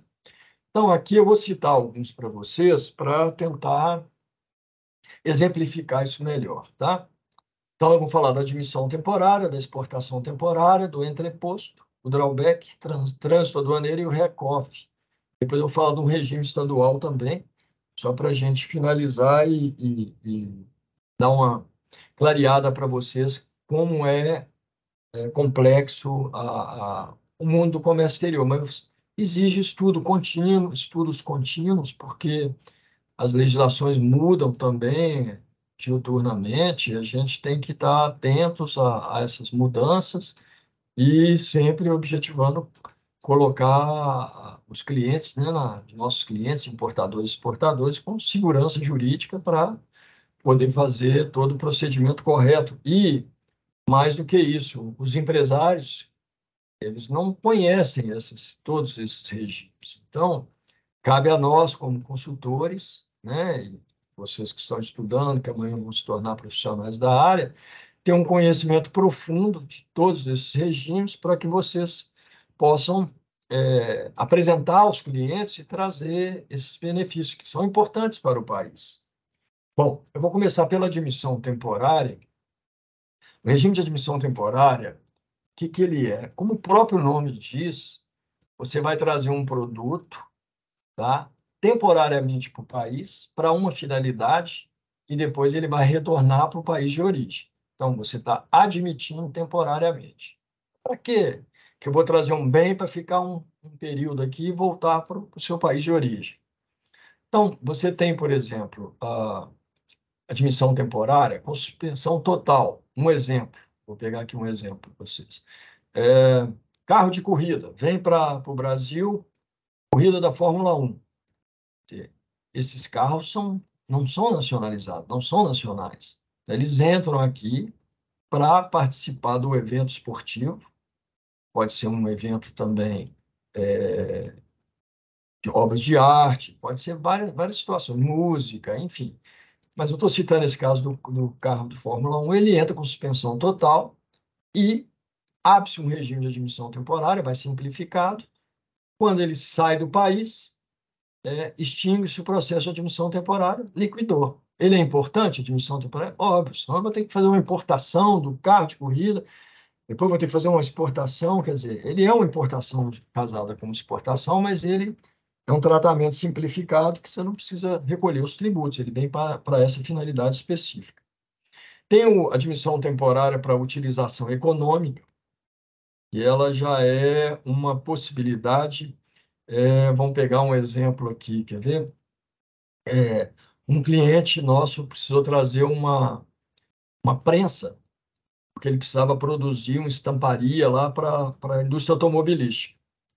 Ele não quis comprar o equipamento, não precisava, era para uma situação específica dele, tá? Uma linha de produção dele que ele precisava. Então, nós entramos com um pedido de admissão temporária, em que ele pagou um imposto proporcional ao tempo de permanência no país. Então, neste caso, você paga 1% da carga tributária, não tem lá imposto de importação, IPI, PIS, COFINS, você soma toda aquela carga tributária, que é 100%, e é 1% para cada mês de permanência. Se eu for ficar aqui 12 meses com esse equipamento, eu vou pagar 12% da carga tributária. Como é que eu extingo o processo? Se eu quiser nacionalizar, eu pago a diferença dos 88. Se eu quiser prorrogar, eu prorrogo a admissão temporária. Ou eu posso simplesmente ficar esse período e reexportar, retornar com um bem para o exterior. Então, ele é admissão temporária com utilidade econômica. Ele vai ser utilizado para uma finalidade econômica que vai gerar ganhos para as empresas, né? Então, é muito comum, a gente constantemente oferece para os clientes, alguns, né, empresários desconhecem e ele tem até uma característica interessante, porque no Brasil é muito restrito equipamento novo, equipamento usado, novo é tranquilo, mas equipamento usado tem muitas restrições. Então, ele não pode ter similar nacional, tem que tirar uma licença de importação, ele é burocrático. Mas, para admissão temporária, como você não está adquirindo, você pode admitir até o bem usado, desde que você declare corretamente para o fisco e pagar os impostos proporcionais ao tempo de permanência. E tem o aperfeiçoamento ativo também, né, que é uma operação em que você traz um bem para fazer uma modificação, uma melhoria daquele material, né? Por exemplo, você é contratado, eu tenho um cliente que é uma empresa de engenharia que produz itens para a indústria automobilística fora do Brasil, então eles mandam equipamentos, eles fazem um aperfeiçoamento no equipamento e retorna, quer dizer, ele cobra a mão de obra dele e eventualmente alguma peça que ele inclua, então também é temporário, porque o bem não vem para ficar definitivamente no país. Bom, a exportação temporária. A exportação temporária é o inverso da admissão temporária. Bom, para que eu vou mandar um bem para fora para ficar somente um período lá e voltar? Há situações que são próprias, né? Um exemplo de uma exportação temporária seria esse que eu citei as obras de arte. Então, um artista brasileiro vai expor suas obras de arte em Portugal, vai levar para a exposição, a gente abre um processo de exportação temporária. Por que a gente abre um processo de exportação temporária? Para que ele retorne sem pagar nenhum imposto, uma vez que ele é aquele mesmo item que saiu do país, é o mesmo que estará retornando. Então, eu tenho que abrir um processo formal na Receita Federal. Por quê? Para que também o auditor fiscal tenha certeza de que aquilo que foi é efetivamente o que está retornando. Eu faço um processo de exportação temporária e dou baixa quando ele retorna ao Brasil. Tá? Vou citar um outro exemplo que é muito comum também, que seria um reparo e um conserto no exterior. Por exemplo, a gente faz aqui também, a gente trabalha para a indústria aeronáutica também, para empresas de aviação, e tem empresas muito especializadas no Brasil aqui que conseguem fazer os reparos de motores, turbinas, tem muitas empresas especializadas aqui no Brasil. Mas, eventualmente, tem algum item que só possa ser reparado lá fora, que é o fabricante exige, ou está em garantia, ou algo que o valha. Então, você tem que mandar o bem para reparo, né, no exterior, aí ele vai com exportação temporária, e, ao retornar ao Brasil, a gente cita que abriu o processo de exportação temporária e pede a não incidência de tributos, porque ele é um bem já nacional ou nacionalizado. E a gente só recolhe o imposto se eventualmente for inserida alguma peça extra. Então, além do que foi, o que vier a mais, sim, é objeto de classificação tarifária, recolhimentos dos tributos, mas a gente separa o bem, que ele é só um retorno, dos itens eventualmente incluídos. A gente chama isso de adição. Cada classificação fiscal dentro da declaração de importação gera uma adição. Cada um tem uma classificação e um cálculo tributário. Tá? Então, esses são dois regimes aí muito utilizados. Tá? Nós podemos falar também do entreposto aduaneiro. Tá? Que é entreposto aduaneiro? Tá? É o que permite armazenamento de mercadorias estrangeiras em recintos alfandegados. Então, nós estamos aqui falando aí com a equipe aqui da delegacia de Varginha. Em Varginha, nós temos um porto seco, né? Como temos em Pouso Alegre, em Betim, em Uberaba, em Juiz de Fora, né? Estou dizendo aqui de Minas Gerais, tá? Nós, em Minas Gerais, estamos no estado mediterrâneo e, por conseguinte, nós não temos o porto marítimo, né? Mas nós temos uma economia pujante, empresas um potencial enorme, empresas importadoras e exportadoras. Então, a ideia sempre é que essas cargas venham para cá. Então, dentro desses portos secos, né, que a gente fala, CLIAs, essas cargas elas podem vir para cá e ainda permanecer estrangeiras. O que é um entreposto? No entreposto, quando eu entreposto uma mercadoria, eu a coloco aqui dentro do país com suspensão de tributos, até por um ano.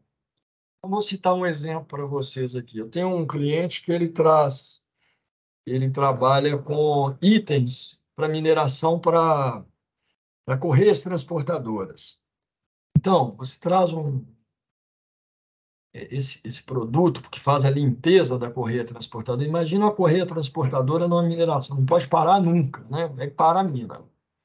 Então, ele traz essa correia transportadora, ele tem equipamentos que precisa dar manutenção nessas correias. E é uma infinidade aí de, sei lá, quase 1000 itens que tem nos equipamentos que dão manutenção. Então, o importador, no caso, ele trouxe ele traz essas peças e deixa aqui na alfândega e ele só libera e paga imposto aquilo que for demandado. Então, ele não sabe se ele vai ter uma demanda maior pela peça A, B, C, D ou E. Então, ele traz algum lote que ele já sabe que pode ficar entrepostado e faz a liberação parcial, quer dizer, ele traz um lote grande, traz um container, todas as suas peças, ele reduz o custo do frete dele, ele traz dentro de um container todas as peças, traz um modal marítimo, que é mais barato que o aéreo. Se o cliente bota o pedido, ele, 24, 48 horas, ele consegue entregar ao cliente dele. Por quê? Porque está entrepostado, ele está como se fosse um espaço estrangeiro em território brasileiro, e ele vai lá e faz a nacionalização parcial somente dos itens que ele quiser importar. Então, ele paga imposto somente, não precisa ficar estocado dentro com impostos pagos e ficar com tudo parado. Então, ele, ao invés de ficar estocado, ele entreposta. Então, é uma possibilidade. E, vamos dizer, não utilizou todos os itens, quer voltar com eles para a origem, você pode reexportar, até mandar para outro país. Tá? Então, ele é um processo que ele se extingue ou nacionalizando o bem, né, parcialmente, mas você quer nacionalizar toda a totalidade do que você trouxe, que foi entrepostado, ou pode ser reexportado, desde que não tenha sido fechado o câmbio, né, não tenha sido pago a mercadoria lá para fora, você pode até retornar com ela para fora do país. Tá? Esse é o chamado entreposto aduaneiro. Tá? Falar um pouco do drawback também. Isso tudo são os regimes especiais, gente. Vocês estão observando que é tudo benefício fiscal, tá? O drawback é um dos regimes aduaneiros mais utilizados e um dos principais incentivos fiscais aqui no Brasil, tá?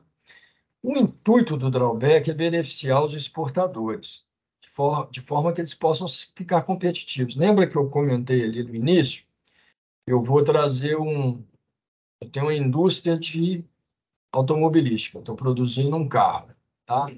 Eu vou importar, eu não tenho um motor com tantos HPs aqui, eu preciso de um para-brisa especial, ou seja, alguns itens eu vou trazer importado, tá? Mas o que eu vou produzir? O meu produto final é o carro. Então, o carro, se ele for exportado, então nós faremos a exportação. Esses itens importados, eles ficam com suspensão de impostos, drawback suspensão. Então, eu crio uma lista de produtos que vão ser importados, suspensos, não pago imposto, desde que estes itens sejam aplicados em um item final a ser exportado.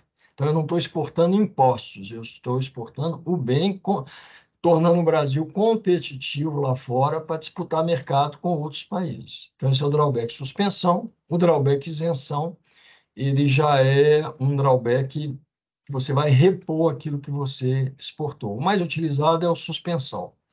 E hoje, muito interessante, você tem um drawback integrado também, que ele permite que você não só importe e vá aplicar no produto a ser exportado, o produto final a ser exportado, como também o adquira aqui no mercado interno. Então, você vai compor o bem final a ser exportado, mas você pode ter itens importados e adquiridos no mercado interno. Todos eles somados vão compor esse bem final a ser exportado. Também com benefício, com suspensão dos tributos.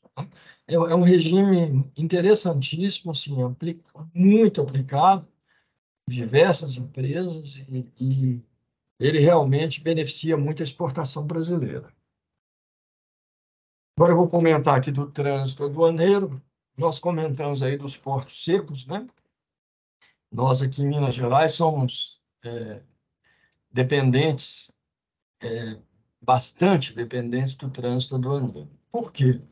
As nossas cargas, elas chegam pelo modal marítimo, nós não temos porto, nós temos porto seco. Elas têm que ser transitadas, elas têm que ser removidas de uma alfândega para outra. Isso é o trânsito aduaneiro.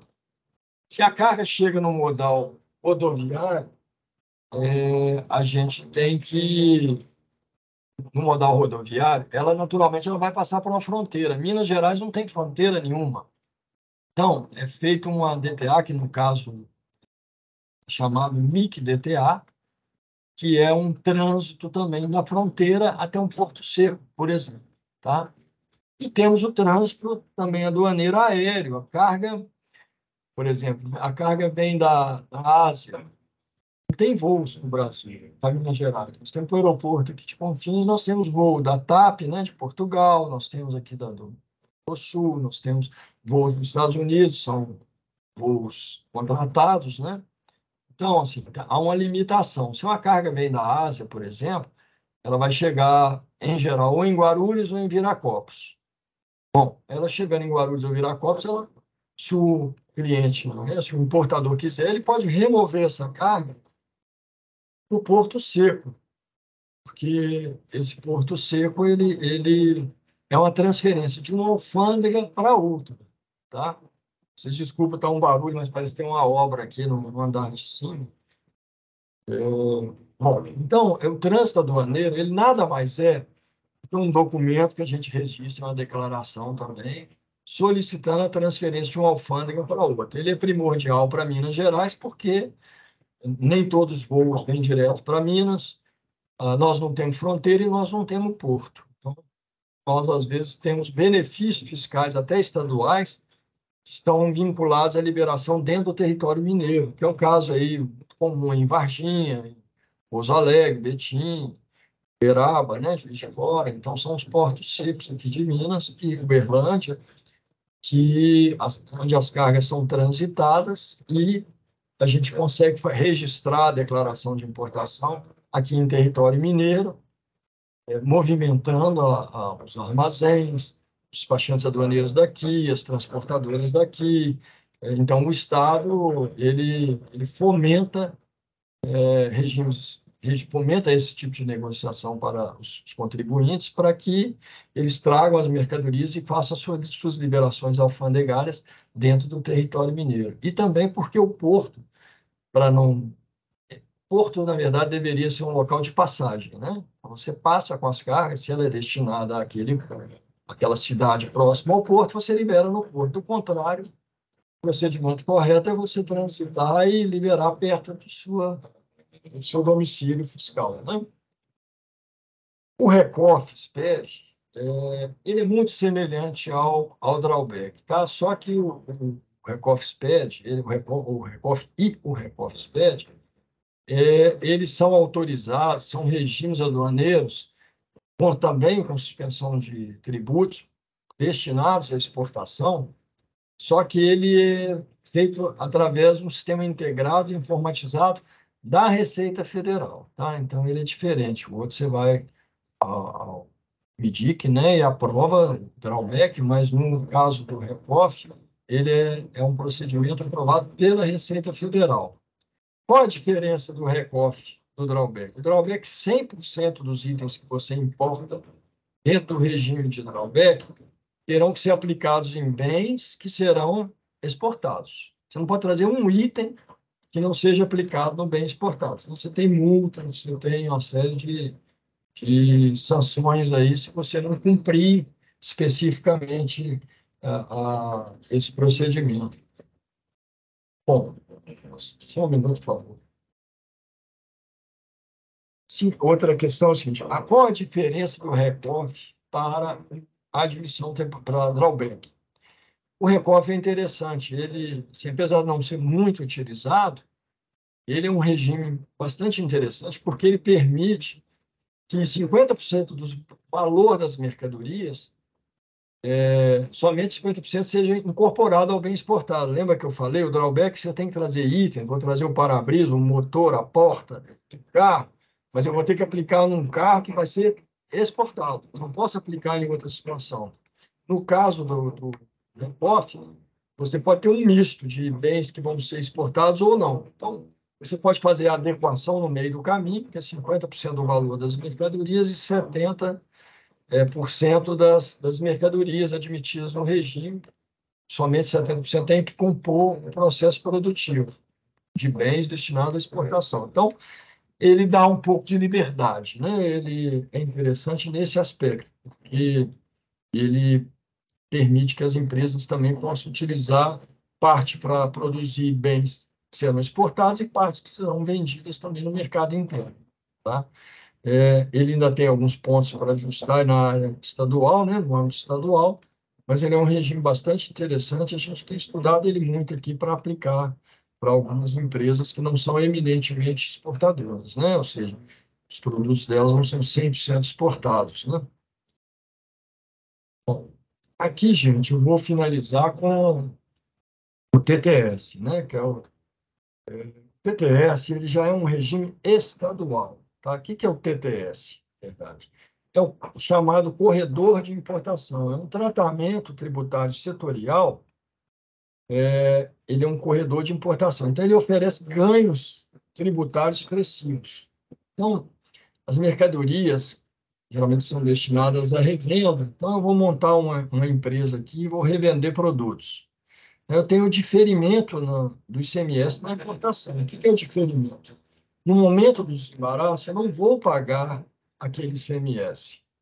O ICMS ele é um imposto muito perverso, porque ele vem em cascata. Então, a incidência dele é sobre o imposto de exportação, sobre o IPI, sobre qualquer despesa aduaneira, sobre ele próprio, né, que é o chamado por dentro, e você calcula o ICMS. Então, ele é um desembolso pesadíssimo para o importador. Ainda que ele se acredite depois, ele tem que fazer o desembolso. Então, o que, que o governo de Minas fez?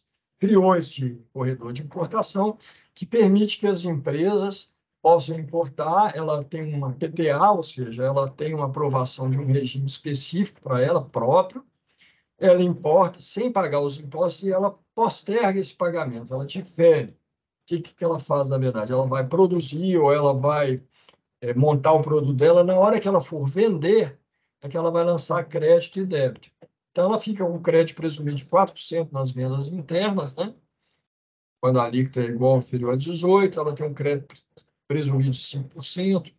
Enfim, ela traz um benefício na venda, traz um benefício do desembolso, né? De não ter aquele desembolso naquele momento. Isso, assim, para importações foi o que trouxe realmente assim uma quantidade imensa de empresas aqui para Minas, né, buscando benefício, né, porque ele é preponderante aí para o empresário, né, quando ele busca um negócio, daquilo que ele puder não ter que desembolsar no processo de produção ou no processo de venda, né, do produto dele final, ele não antecipa impostos, né, e para o Estado ele vai receber de toda forma. Então, é muito interessante esse regime, né? Ele é fundamental para Minas, né? E para isso, para que isso ocorra, em geral, via de regra, o Estado pede que,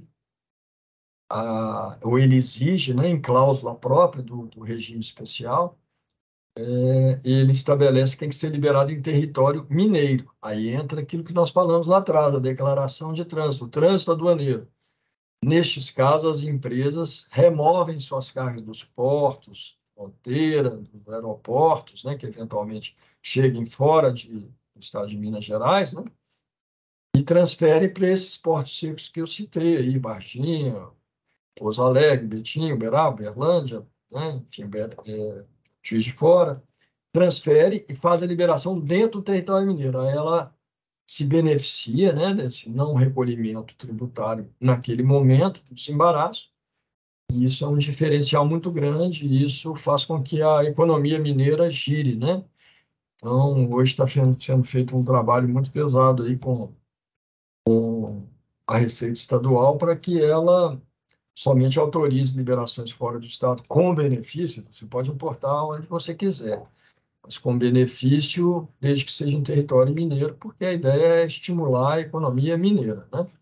Então, com isso aí eu coloquei alguns regimes, teve que ser de forma sucinta, porque também nosso tempo é curto e também os processos eles são, para avaliá-los aí com muito detalhe, eles são de uma certa complexidade, né? A aplicação desses regimes. Mas, estudando, qualquer pessoa que de fato ela tenha condição, ela poderá ter esse conhecimento. Bom, para finalizar, na realidade, eu queria só citar também o OEA, tá? O que é o OEA? É o Operador Econômico Autorizado, onde vocês já devem ter visto, mas esse é um programa criado pela OMA, ele foi criado, na verdade, a partir do 11 de setembro de 2011, né?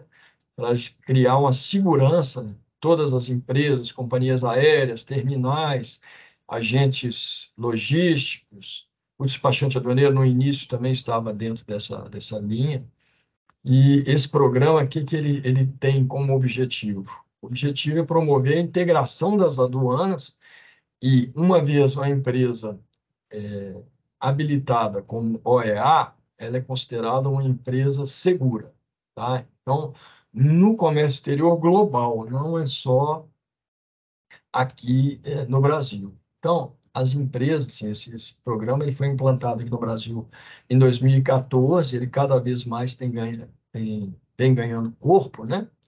E essa certificação EA, como eu falei, ela garante reconhecimento global de práticas exemplares, né? E eficiência, simplicidade, menos burocracia. O que que significa dizer? Uma vez a empresa certificada no OEA, ela passa a ter benefícios aqui do próprio governo brasileiro. Então, eu vou importar. Lembra que eu citei lá o canal verde, amarelo, vermelho? Ela cai no canal vermelho, ela tem um prazo curtíssimo para que a Receita Federal faça a sua liberação. Ela tem um focal point. Ela pode, eventualmente, fazer a liberação sobre águas. Então, ela pode liberar a carga até antes da mercadoria do navio chegar, por exemplo.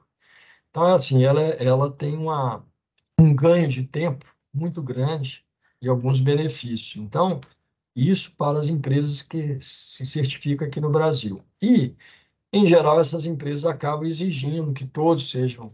O EA é um programa, né, criado, como eu falei, pela OMA, Organização Mundial das Aduanas. E, então, o Brasil é signatário, com vários outros países, não tem como ficar fora, porque vai chegar um ponto que todas as empresas é facultativo, tá, a certificação, mas é aberto para que as empresas o façam, mas elas trazem um benefício muito grande. Então, hoje, podem ser certificados vários intervenientes de comércio exterior, né, os importadores, exportadores, transportadores, agentes de carga logística, operadores portuários, todos os terminais, né, aeroportuários, aeroportos.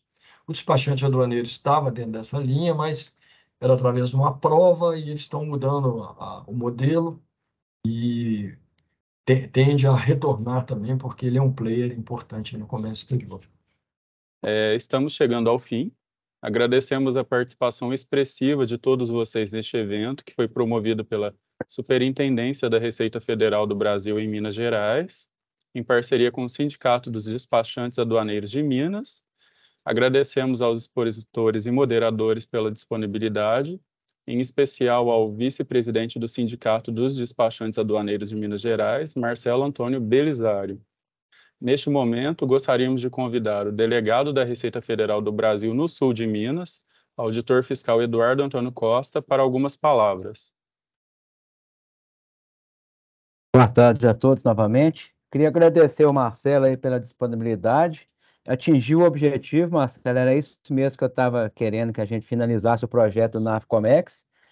Queria agradecer, foi muito importante a sua presença e já queria deixar o convite para você na inauguração do NAFCOMEX o ano que vem nas nossas faculdades do sul de Minas e também fora do sul de Minas, porque, como eu te disse, aqui tem alunos do Brasil inteiro. Então, vamos dizer, você está bem localizado, está fácil localização. Então, as universidades, faculdades que irão implantar o NAFCOMEX o ano que vem, eu já deixo o convite. Gostaria de passar para você para as considerações finais para encerramento do evento. Ok, queria agradecer, né, o convite, a possibilidade, né, eu acho que é sempre bom a gente falar da profissão, despachante aduaneiro, como as pessoas leigas não têm noção, né, nós somos confundidos até com os outros profissionais aí, despachantes aí de Detran, entre outras coisas, né, mas são agentes aduaneiros, a gente tem essa atribuição federal, né, e fiquei muito honrado aí pelo convite e espero ter atendido aí as questões, né? Pelo menos estimulado aí a que os estudantes possam pesquisar um pouco mais aí sobre comércio exterior, porque é uma área extremamente dinâmica e a gente aprende todos os dias, cada dia um caso. Eu mostrei esses cases para vocês aí, são casos mais diferentes, né? E complexos por vezes. Então, assim, é muito estimulante e cada dia nosso é um dia bem diferente do outro, né? Então, eu particularmente acho que foi importante. Queria também, para finalizar, eu sou vice-presidente do sindicato, né, despachantes aduaneiros de Minas. Ele é um sindicato de pessoas físicas, né? Nós somos agentes diretos, mas não é de profissionais, funcionários, não é uma unificação mesmo dos profissionais da área, né? E tem em todos os estados, em quase todos os estados, que é ligado à FEA Aduaneiros, que é a Federação Nacional, e que é ligado, inclusive, à CNC, ela está no guarda-chuva da CNC. E também colocar aqui que o nosso presidente, né, o Dr. José Carlos Santana, né, que é um despachante aduaneiro aí há mais de 50 anos, ele é o nosso presidente, ele teve um problema de saúde, né, recentemente, está aí em recuperação, talvez fosse ele o convidado para apresentar, mas deixar também aí o nome dele citado também, né, porque é a importância que ele representa a nossa classe aí, uma pessoa que está sempre brigando aí por melhorias e, acima de tudo, nós somos parceiros da Receita Federal, né, do Brasil. Então, o despachante aduaneiro, ele trabalha em conjunto com a Receita para que os processos tenham essa segurança e a tranquilidade que o comércio exterior ande com maior celeridade. Muito obrigado a todos aí. Ok, Marcelo, muito obrigado. E o pessoal, os alunos que não preencheram ainda a lista de presença, está aqui no chat para preencher. Cássio, mais alguma coisa? Apenas isso, Eduardo. Só agradecer a presença de todos e desejar uma boa noite, um bom início de noite a todos e todas. Boa noite. Um abraço para vocês. Até mais. Um abraço. Muito obrigado, Marcelo. Obrigado a você, Cássio. Obrigado a vocês todos.